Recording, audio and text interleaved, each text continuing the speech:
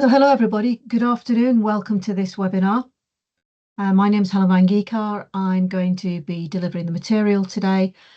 I've had a quick look at the names of the people who have checked in for this webinar. I do recognise a few of them, so hello old friends. It's nice to have you on another course. For those of you who don't know me, I've got a background of working with or in laboratories that do workplace drug testing, and then I moved into doing laboratory inspections based on UCAS and the accreditation to ISO 17025 and other international standards. Since I've retired from UCAS at the end of 2024, I have spent more time doing training, and the issue regarding cannabis in the workplace, medicinal cannabis, all these wonderful terms appear to have taken off. It is the current hot potato. And so what I'm planning to do over the next 3/4 of an hour, 50 minutes or so, is talk about cannabis in all kinds of ways and try and give you some sort of guidance for those of you who may be struggling with this topic within your workplaces. So forgive me whilst I just go and share my screen. One of those. That one. Yes. And if I do that and that. Excellent. So it looks like my screen is still red, which means that you should be able to see this. Tim, if I've thrown everybody out by mistake, please let me know. And I can see it. Perfect. Thank you, Tim. That's lovely to know. So what I'm talking about is cannabis, and I have decided to call this 2026, which is quite a scary thing because it means it could be totally different in 2027. And if you look at any of the slides from 2025, they don't look like this. So this is something which is moving at a measurable pace. It's not glacial, but it's not Usain Bolt kind of pace. It's moving. We've got various different types of cannabis. Illegal, which we've probably all known about through one format or another for most of our lives. You've got then what has been described as cannabis-based medicinal products. These are listed within the BNF, and there are nice guidelines to go with this. There has been an amazing uptake in privately prescribed cannabis. Other than cure world peace, it appears to be able to be prescribed for almost everything or every medical condition. You've got CBD. This is a supplement which people choose to take. Think vitamin D, think evening primrose oil. People always talk about medicinal cannabis, and my passion is that you define this. Is it just cannabis-based medicinal products? Is it the term you're going to use for privately prescribed cannabis? Does it incorporate both? Or are you using it for something else? And you need to be consistent, so define it. And if we didn't have enough on our plate, Jersey has been proposed to be the test bed for recreational cannabis, and I'll talk about that. That's a recent development. So for the medical review officers amongst you, this is going to look like a familiar slide. But for those of you who are not, I just want to give you a bit of background into cannabis. The product from smoking, eating, drinking, THC, is highly lipid soluble. And so it, in preference, goes for the fatty tissues of the body rather than be excreted. In time, this THC is slowly released, then it is metabolized, and then it is excreted.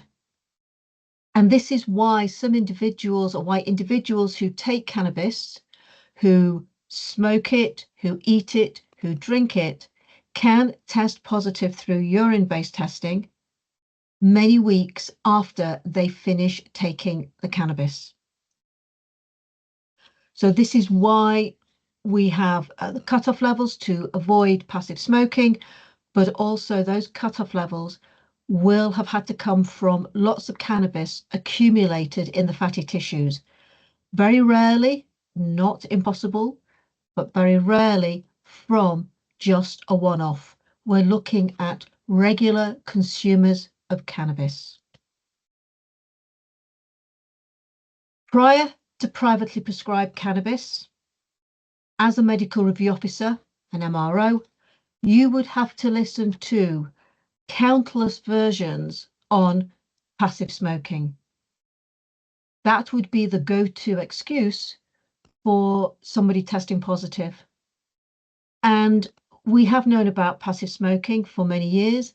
It does explain partly the reason for the cutoff levels. So in 1988, Muller et al. Did research in realistic situations when they were looking at volunteers exposed to cannabis cigarette, looking at the air concentration for them to inhale, to metabolize themselves and then excrete. And the levels that were achieved in these conditions were less than 6 nanograms per mil. For those of you who don't know, the cutoff threshold at confirmation is 15. If you go to more extreme conditions, you're going for the Guinness World Record of how many people you can squeeze into a mini, one non-smoker, everybody else smoking, then yes, you will test positive. That is considered to be tacit consent. The conditions are so extreme, you need goggles, you're coughing, you're spluttering, etc. But that was cannabis from the 1980s. That was a blend of THC, tetrahydrocannabinol, and CBD, the more mellowing element of cannabis.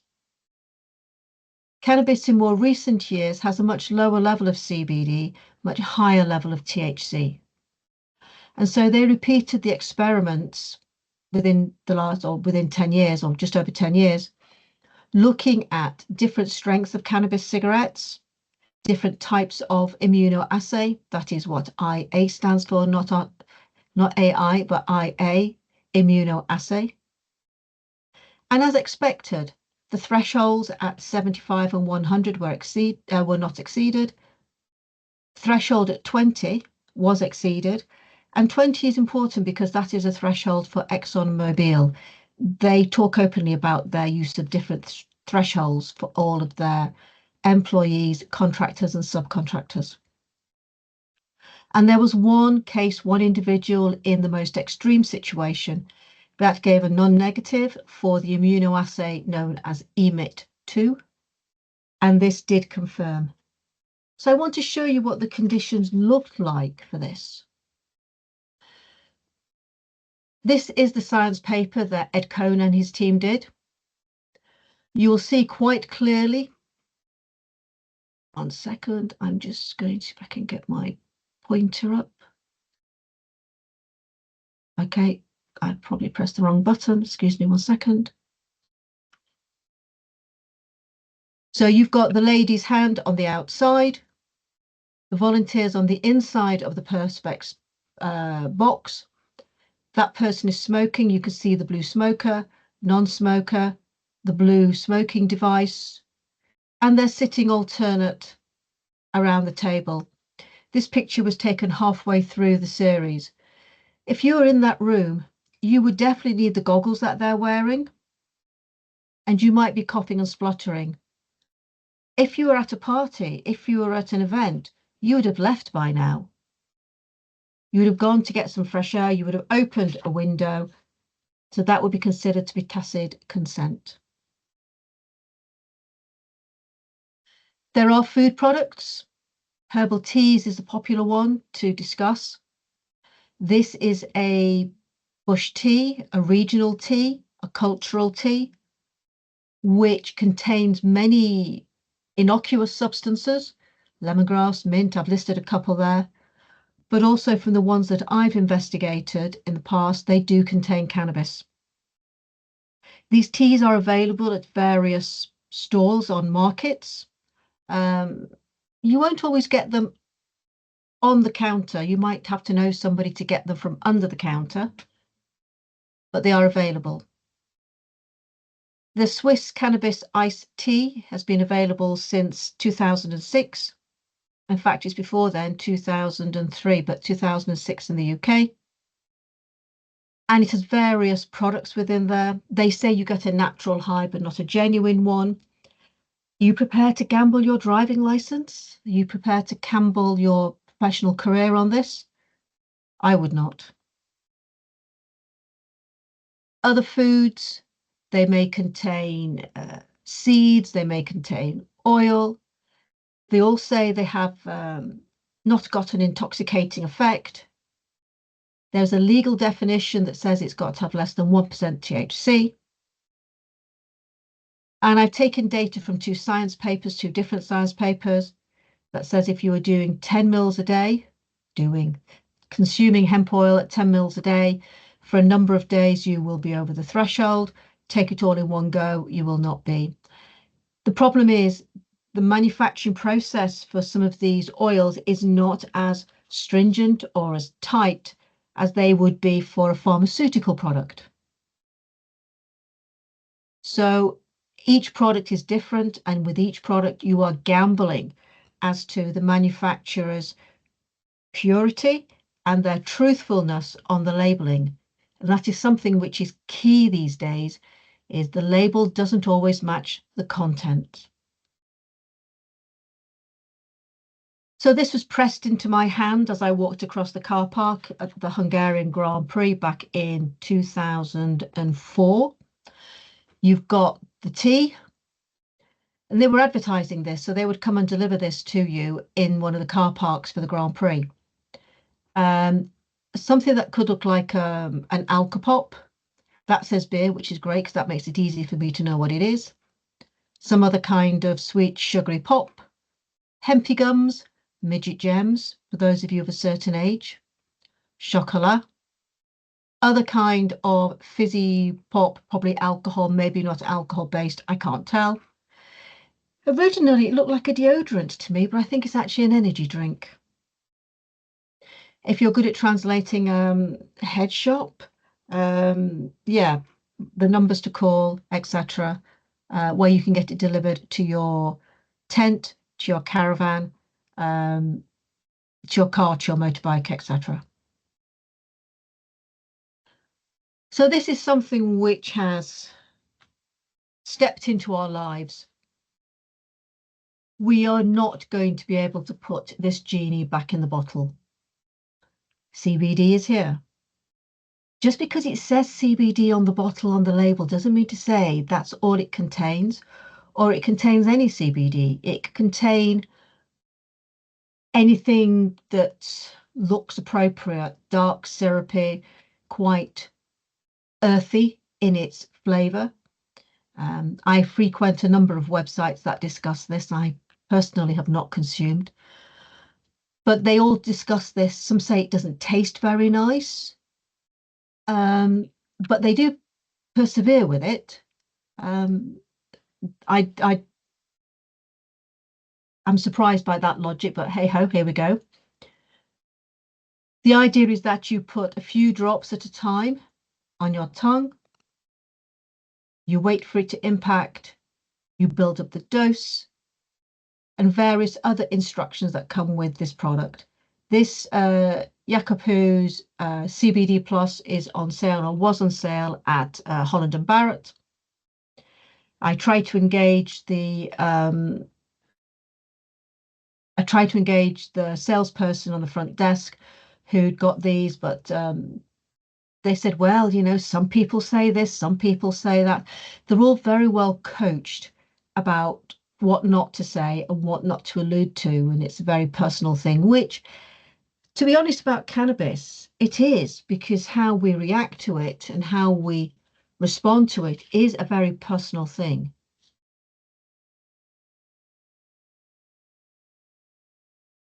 So CBD, cannabis, as a supplement, it's regulated by the Food Standards Agency. As it said, it's been declared safe.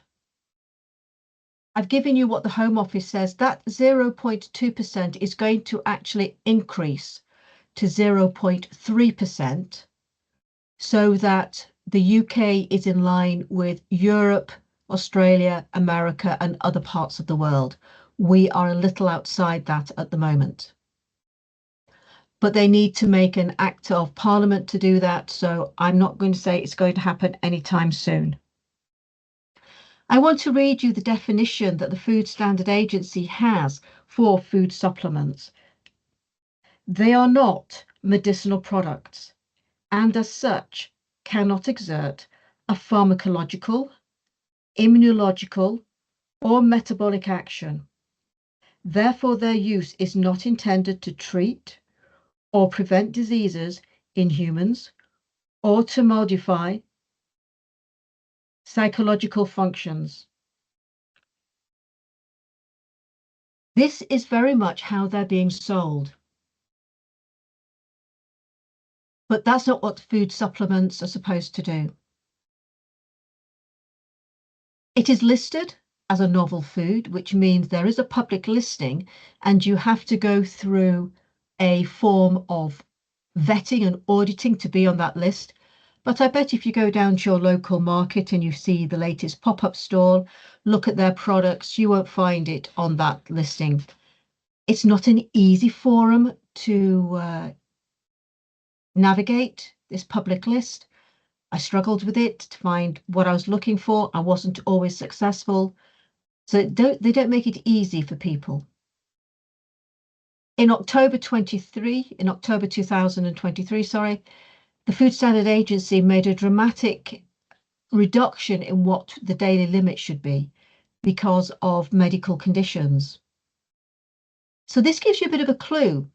We don't know everything about this. What other medical conditions are contraindicated? Pregnancy, blood thinners, yes, but what about other things?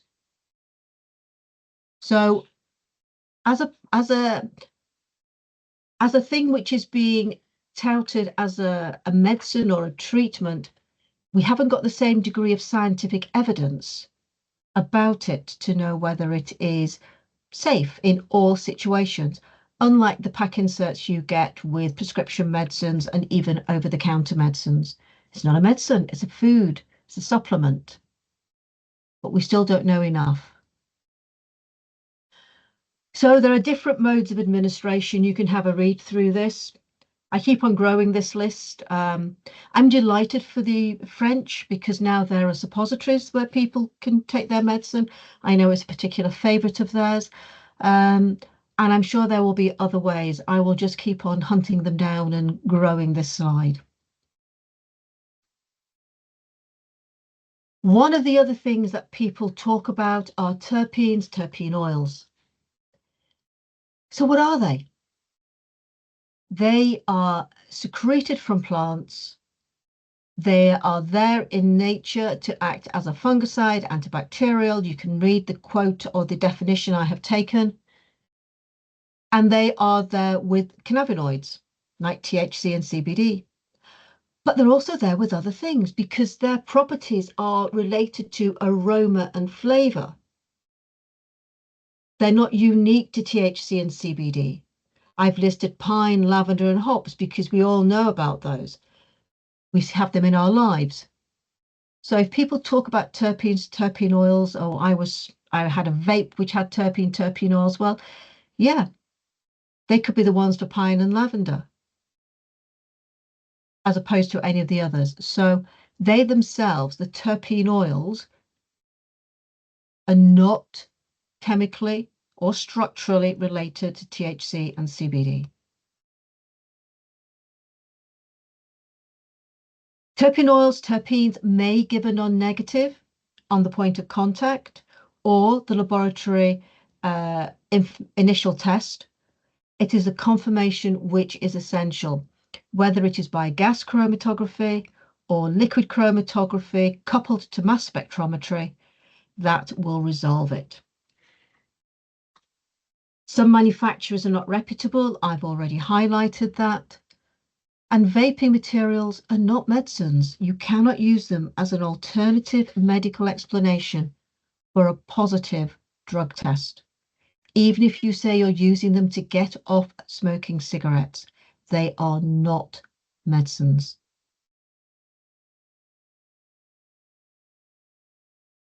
There's been a big um, welcome, I suppose, to the NICE guidelines, because people think, well, great, at least there are guidelines, which is fantastic, and it covers 4 particular issues. Unfortunately, what people read is the headline, they don't read the detail. And people talk about cannabis-based medicinal products for pain. If you read the detail, it says do not offer THC or CBD or combinations for chronic pain. It doesn't say you can, it says do not. And that has been missed by some people. The other medical conditions, whether it's the nausea and vomiting for chemotherapy, the MS, whether it's to do with treatment-resistant epilepsy, there are some strict rules and other elements you're supposed to use with that, with these conditions, for individuals to get the best treatment for them if they have these medical conditions. The BNF, if you look up cannabis, does not list pain or ADHD or endometriosis or the menopause or many other conditions. It just lists these 3.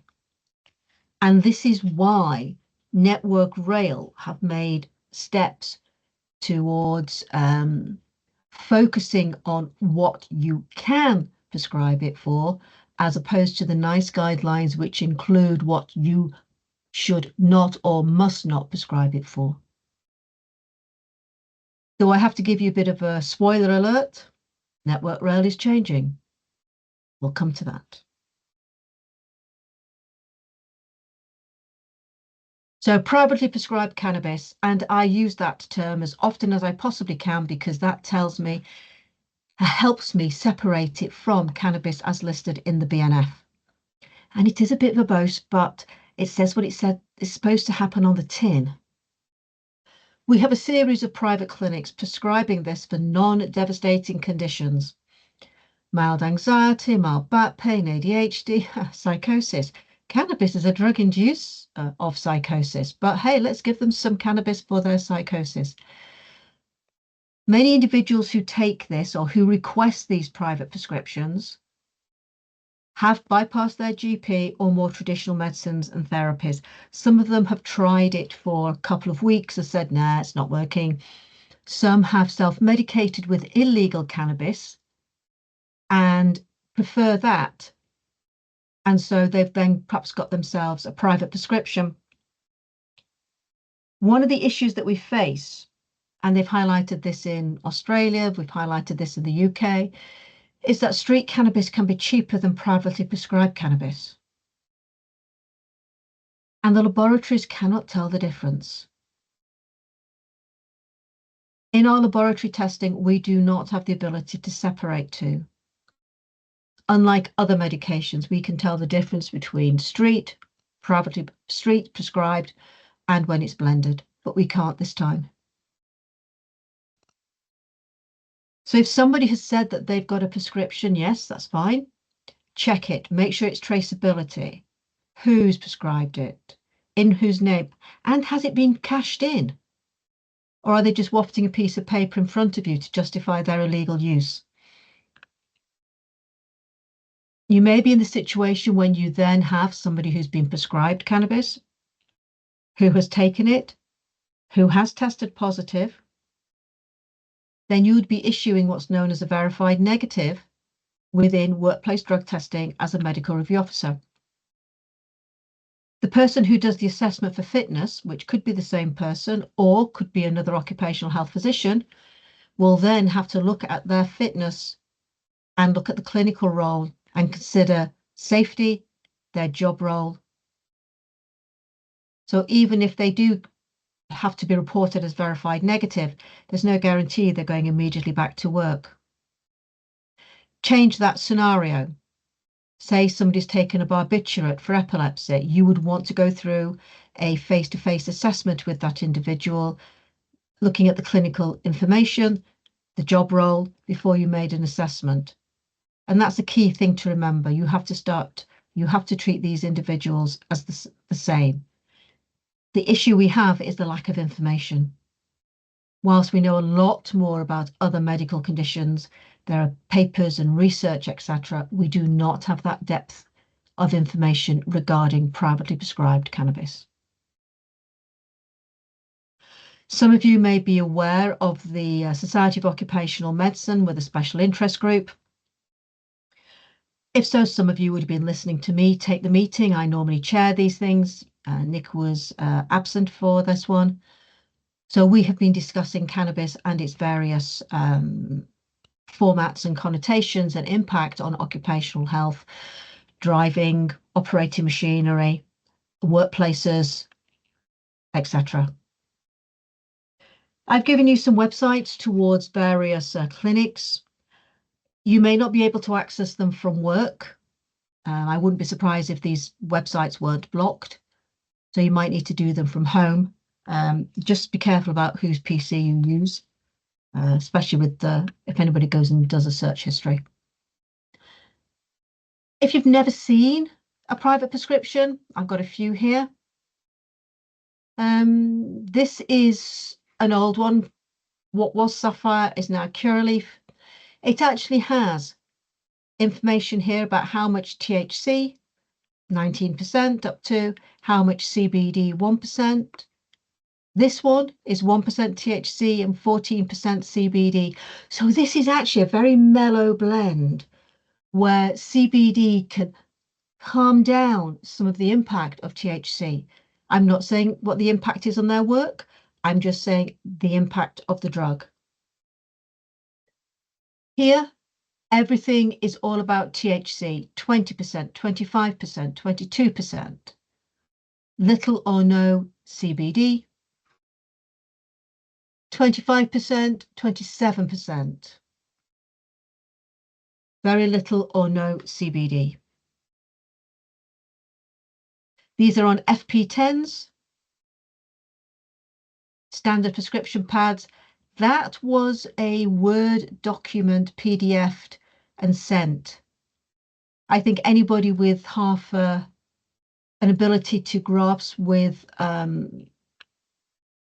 Photoshop might be able to mock up something like that and to try and sort of hoodwink you. So please be very careful. So this is from the Curaleaf website. And this is how it comes. This is a foil packaging. I took from a different presentation. It's not mine, but there are some good trainers out there. This is from a presentation about people who are face-to-face with people who are taking this medication, are taking this drug. Obviously, I'm not one of those people. I'm very much a lab rat. So you've got oils with syringes that helps you administer your dose. No, you're not going to inject it into yourself. You're going to put it into a hot drink or maybe on food so that you can consume it. The flowers are vaping. Now, what is really key here is that they talk about medical grade vaping, not just anything. And that is really what's important. A lot of these places will stress the medical side of things. You've got pastels if you don't particularly like the idea of vaping. So there's different ways to take this. Be clear, to smoke cannabis is illegal. To vape is legal. I can be a bit of a pain when it comes down to vocabulary, because it's really important that you understand the difference. And that might actually help you if somebody thinks they can give you a long story, tell you lots of stuff and try and sneak past you if they talk about, well, I smoke cannabis at home for medicinal purposes, la-di-da-di-di. No, they won't be. They will be vaping, and it has to be a medical grade vaporizer. Something else that you could dig into if you want to see if their use is genuine. We do have some genuine medicinal uses. Excuse me one second.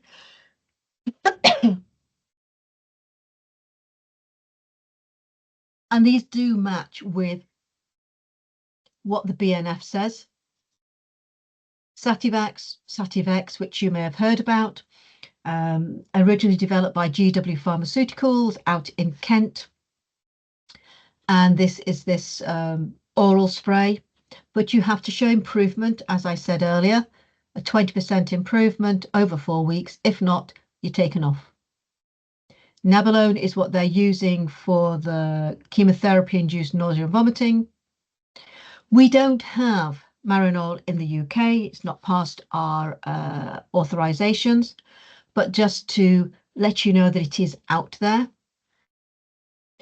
There are various countries, I've just listed America and Canada, but half of Latin America have got some form of recreational or medicinal use. I mean, most of Europe has as well. So you need to be aware of your terms and conditions. Within America, if you are a government employee, nothing has changed. You cannot take cannabis medicinally or recreationally. If you work for something like a supermarket, some of the supermarkets, and I'm just using that as an example, have raised the threshold of their primary test, the immunoassay or point of contact, to 75 and 100 nanograms per mil. Should you trigger those thresholds, the confirmation level has remained at 15. And that's what they feel is the best way they need to manage it within their different state laws and pieces of legislation. In the UK, we've been allowed to prescribe cannabis-derived medicines since 2018, but we only started doing it in 2021-22 because that was when we needed the NICE guidelines. Without those guidelines, anybody prescribing cannabis would have to do it on their own. They would not be covered by the NHS insurance.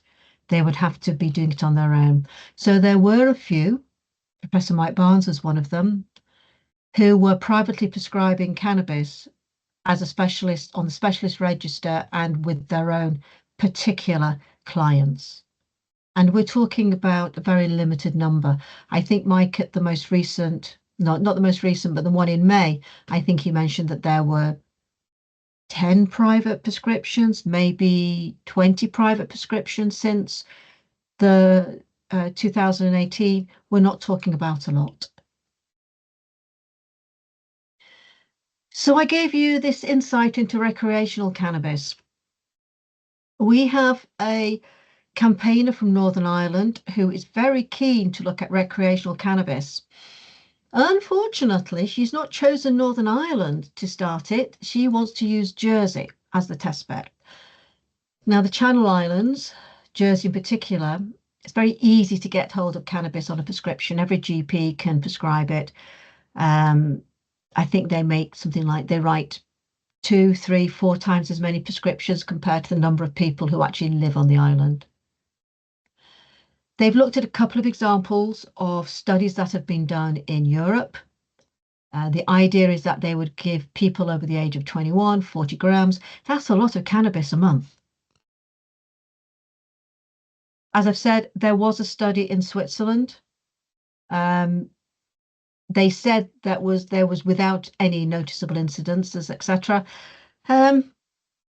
Notable, I don't know how you define notable incidents. And do we know the negative effect on health or public order? The people involved seem to think this is some kind of middle ground. And if it doesn't work, we can always row back, is one of the famous quotes from the article. Again, I don't think you're going to be able to stuff the genie back in the bottle. So I'm quite nervous about this. This was in the papers on the ITV website in May this year. So this is as much as I know. And will it happen? Don't know. How do we differentiate recreational use from illegal use or medical use? Can't do it. So I'm not sure this is helping and adding to the role of individuals who have to make the decision about whether somebody is safe or not. Organisations like the DVLA require the individual to self-report. Well, that's an interesting thing to do. And we all know stories about individuals who didn't think they were impacted, did not self-report, but couldn't walk in a straight line, etc. So I've got some resources here for you, things that you might want to look into. The Cannabis Industry Council, Mike Barnes is their chair. They have a dog in the fight, so I'm not sure how neutral they would be, but it is a resource and you may find some useful stuff there. I'm not saying they won't. I've mentioned the Special Society of Occupational Medicine Special Interest Group. If you're interested in joining, you need to contact Nick Farr. Network Rail introduced a document which was expected for compliance in June 2025. That is going to be updated soon, and I'm going to talk about that when we talk about the relevant case. The Faculty of Occupational Medicine, we as a group put together guidance on workplace drugs and alcohol testing, and I'm saying we because I'm a co-author, not because I'm slinking on the back of the FOM's coattails. There's a group of us who are involved with that, 2 scientists and a whole bunch of doctors. I was one of the scientists, and so that was published online. I'm not going to say it's perfect. I'm going to say it's everything that we know for at the moment and with our best advice. Because it's online, we're hoping we can update it, do a review every 12 months, 2 years. If it moves faster than that, then we'll have to sort of jump to it. The European Drug Agency has done a review of cannabis. It features in the drug report. They pull out one every year, round about June time, so I've just listed the last update. In 2023, their seized resin was averaging about 23% THC, herbal 11%. From my knowledge so far, in 2026, privately prescribed prescriptions had a range of 17 to 29% of the herbal THC in flower. So that is significantly stronger than what is being found on the street. So this is the document from Network Rail that talks about legitimate medical reason is defined as a licensed therapeutic medicine or treatment which is recognized within the BNF, not NICE, BNF. Again, they emphasize here BNF, and here the update was clarifying the position for employees who use prescribed or over-the-counter medicines, including prescribed medicinal cannabis. Now, there's been a legal case going on at the moment known as Truman, and as a result of that, Network Rail have updated their document because they're going to refer to licensed and non-licensed prescription medication as opposed to listed in the BNF. I haven't seen any drafts, and I only found this out yesterday. The Society of Occupational Medicine will get a copy at the time so that we can have a look at it.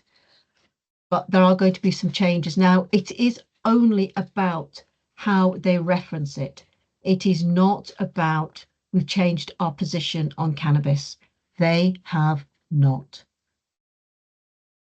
But it came about because of the Truman case. And I'm going to jump right down to the bottom. In May 2026, all claims raised by the plaintiff were dismissed. Now, I know there was an article in the Chartered Institute of Personnel and Development which implied and was very heavily saying that the Occupational Health Organisation involved got it wrong, and that is not true. What they did say at the original employment tribunal is that the plaintiff suffered an injustice And that is for Network Rail to go back and rewrite or rephrase their drug and alcohol policy regarding cannabis. So those two things are very different. So be very careful about some of your resources. It's very nice when somebody like the CIPD reads an article, chews it up, and then puts it out to an easy, non-legalese phrasing. But if they've missed the point, you're no better off. There is another case going on, or has just finished, which is Miss Lucy McCarthy versus Kirklees Council regarding cannabis. Again, this lady's claims were dismissed. She used illegal cannabis as well as legal. Initially, she used illegal. Then she got a private prescription. Various other bits and pieces. The lady did not engage with the process. There were other things going on, but again, they found in favour of the actions of Kirklees Council. Now, they're just two examples, but they have some commonalities, some similarities regarding processes, regarding involvement, regarding who was making the assessment and whether somebody was fit for work, fit for duties. I've stuck in one from a police force just to be different. This is from one of my doctors, as I affectionately call the MROs who go through the training. Within their drug and alcohol policy, they have rewritten a section regarding their view on, as I've listed them or highlighted them in red, CBD, if an employee wants to take it, but if they test positive, nothing to do with them, dismissal will be the outcome. You can't claim it was CBD. So basically the advice there is don't take CBD. They've got information regarding cannabis-based medicinal compounds, that's fine. You will go through a medical, if not prescribed by a medical practitioner, positive, again, that will be dismissal. So if it has been prescribed, it will go through an assessment. And privately prescribed cannabis, which they defined as medicinal cannabis, you might see my hand in this, then they will write to the specialist and GP and follow it up on a case-by-case basis. Will it work for you? No idea. If you don't have a clue where to start, try this. It might work for you. It might start as a discussion point with interested stakeholders. Sometimes I find editing something is easier than staring at a blank page and starting from scratch. You might find that's the same. So looking at drug and alcohol policies, what should you do? What can you do? Be clear. Be clear about each of the definitions of cannabis or where cannabis can appear. And the companies that I work with, I ask them, how would you want to view CBD, and get them to write that down. Then in another paragraph, we go for privately prescribed cannabis. Then we start looking at cannabis as listed in the BNF. And I break it down. And if they want to do the same thing for everything, that's fine. But I want it to read the same thing for everything. As they put an, if we do this, then we do this together, then that does help, one of those charts. One of the big issues around cannabis and its various presentations is education. We have to be influencers. We have to grab the employees and sometimes the employers away from their phones and give them facts, not personalities, not people who say, I took this and I lost weight, or I grew taller, or my hair became blonder, whatever they're pushing. We have to grab their attention and become influencers. Warn them about unscrupulous people. Can the label be trusted? Talk to them about supplements, food, drinks, vapes. I've got a list of things here. and that they're not an alternative medical explanation. Since when is food medicine? Since when is drink, tea, coffee, medicine? It might get you up in the morning, but it's not a medicine. Talk about privately prescribed cannabis. They will need to be assessed. We have such little information about the long-term impact or the impact on somebody's cognitive functions.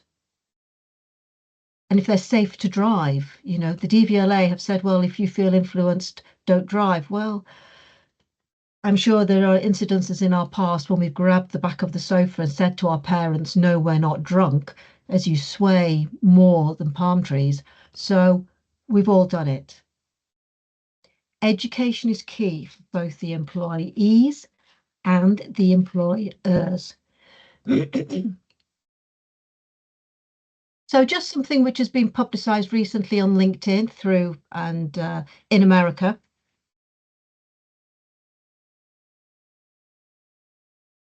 A friend of mine who was reading through this said, Cannabis, is that a breakfast cereal? No, it's not. It's a breath testing device for cannabis being used in America via Omega Laboratories. It's not over here in the UK. It's not FDA approved in America. We've got years to go before that happens. So don't start searching instantly thinking, I must get me one of these. There's lots more research to be done and to try it out in real life. So you've got a collection unit, gets the breath sample, it goes into a cartridge. This still has to be analysed in a laboratory using mass spectrometry, so confirmation type of techniques. The window of detection is 3 hours approximately, and they even say it detects recent use. And I've kept the quote marks because that is what they say. The idea is that if you want to breathalyze somebody, no, let me change that. If somebody says they use privately prescribed cannabis at night and then sleep through and come to work, if you were to breathalyze them using this device, the manufacturer says it will test negative because it's outside the 3 hours. If you used your cannabis in the car park before stepping into work, this device gives the impression that it would detect recent use and therefore possible influencing kind of situation on your cognitive function, your behavior impairment. As I've said, this is some of their literature from sales and marketing. You can do A and B samples, but they would consider an A as a primary and a B as a confirmation. So what you're going to do about challenges and who would do the challenge analysis. So there are a number of rights that an individual would lose using this technique in the current format. And this is what it looks like. You've got cartridges to capture the sample. You've got a device, I bet that's the battery, something to hold on to, somewhere for the donor to blow into and capture within the cartridge up there. As I've said, this is a very recent development. The website may be changing, more information may be going on there. If I've got anything wrong, I will be correcting it. But so far, this is what I've learned. This is what I've managed to digest. This is what I've managed to put within this presentation. So where are we going? We've got vending machines in Canada. Are we going to have that? I hope not. Your workplace drugs and alcohol policies are still valid, but I would strongly suggest that you add to it a section on cannabis. Now, I know you're going to have to manage it the same as any other prescription medicine, but I think by pulling it out of there and having a separate section will focus people's minds on what it actually means. We all sign our terms and conditions voluntarily. That's something we should never forget. We voluntarily accept limitations whilst within employment. Some of those can reach outside the 9 to 5, the Monday to Friday. There may be instances where the point of contact or the initial laboratory test gives you that not negative. This is where confirmation is essential. I've mentioned my concerns about the manufacturing process of some of these CBDs. My friends who work as public analysts have done the work when trading standards have seized products from pop-up stores and analysed them. They found they contain THC, they contain CBD, yes, but they also contain other things which, quite frankly, you really wouldn't want to consume. We joke about what does E stand for within workplace drug testing, and people think, yes, MDMA. Actually, E stands for education. We really push that point to make sure that people fully understand what is going on. So just to summarize, I did all the techie bit about THC being highly lipid soluble, stored, released, then metabolized. There is only one element which is psychoactive, and that is the THC. We don't care about the rest, but things which are labeled as CBD pure sometimes contain THC. I've spoken about the historical claims of passive smoking.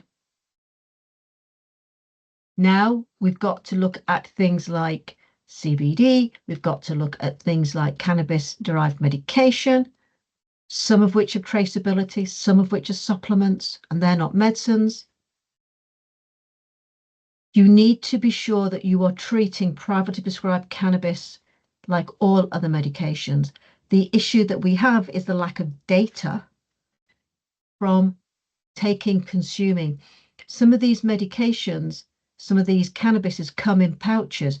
It's up to the individual to measure out the dose. Herbal material is not homogeneous. So if you take a pinch from one end, it's not going to be the same as a pinch from another end. And what is a pinch? I take a size 6 in gloves. If any of you are front row forwards, you've probably got a bigger pinch than me. So look at these. You will end up issuing at some stage verified negatives. Then you must focus on the job role. If you are not the occupational health physician who looks at fitness, you need to make sure you know who's going to be looking at the fitness element when you submit your report. And just to remind you, we cannot differentiate between street or prescribed cannabis. We can't help you there, I'm afraid.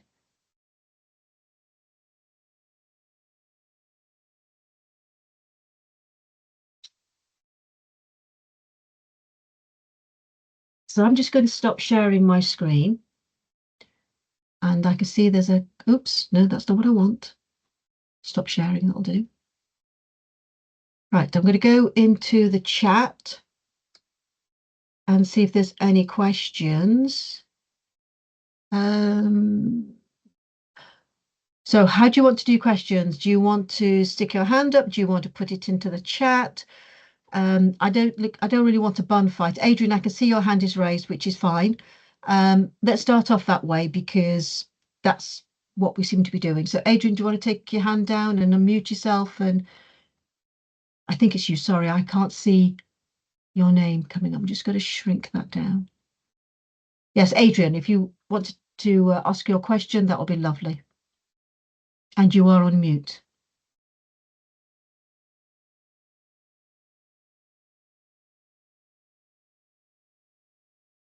Well, whilst Adrian's doing that, there's a question in the chat from Emma. It says, why is it recommended not to use medically for pain? Ah, good. Just wait 1 second, please, Adrian. I'm trying to answer another question, but thank you. I'm not sure there's enough good evidence for it. The clinical trials which are out there at the moment, the ones that I've looked at, tend not to have a control group. They also, it is a very individual thing of how cannabis interacts with an individual. It's not like paracetamol or opiates where everybody sort of behaves the same, because it's an endochemical.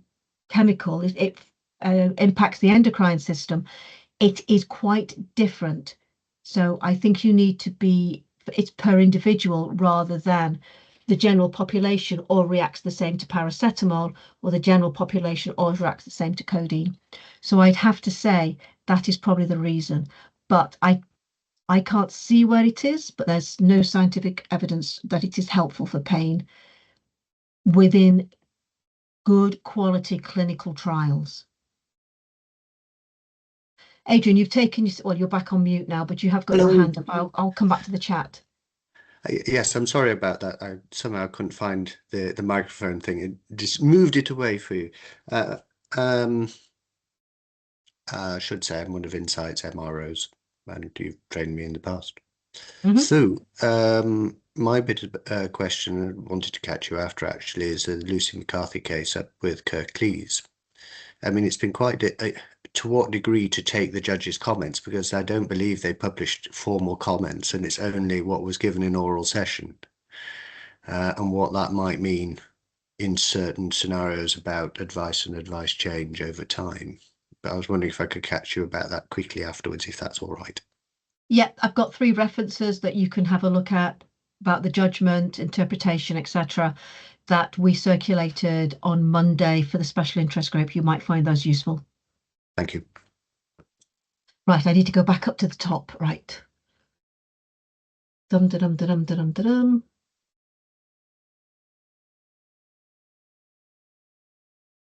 So there's a question here from Scott. To diagnose in the UK, you have to be on the list of NHS registrars, right? It's a special register. There are lots of consultants who are prescribing cannabis for medical conditions which they're not on the specialist register for. They may be psychiatrists, but they're prescribing it for people with ADHD or endometriosis or other medical conditions. So I'm not as convinced that the right specialist registrars or doctors on the right specialist register are doing all the prescribing. Can I recommend a policy template for a starting point to amend drug and alcohol policies, please? Claire, my favorite one to go to, and it is by no means perfect, but I think it's the most comprehensive, is Volcarail. You've got to navigate your way through their system. If you want a link, drop me a private email and I will send you a link to that. But that's the one I start off on. And if I see something I don't like, I cross it out and put in what I do like. So I find that more comforting. Could I ask how much in general people are paying for a private prescription? So if you go into some of the websites that I've listed, like Wikibud or Medibud, you'll find prices for prescriptions against which private clinics there are. There are reduced rates for people who are veterans. There are reduced rates for people who are socially impacted. There's reduced rates if you have your consultation with a nurse rather than a doctor. There's reduced rates if you whatever. There's millions of ways you can get money off. Nobody makes it difficult to get one of these prescriptions. It's very easy. So I think that's where you'll find the information. Again, it's one of the links that I gave you. So Wikibud, Medbud, I think are the ones to go for. Thank you, Sheila. Okay. There's some information which Ollie has put on regarding chronic pain, rational and impact from noise, etc. So you can have a look at that.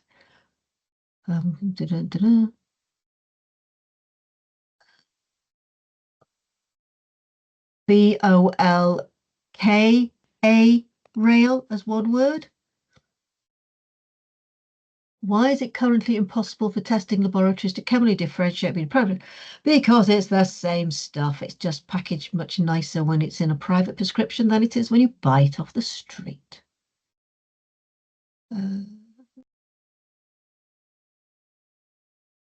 Thank you, Linda. I'll drop you a message. Those appear to be the end of in the chat. Have I got any place else, Tim, I'm supposed to be going to get messages? Oh, reports back from private clinics do really vary in quality.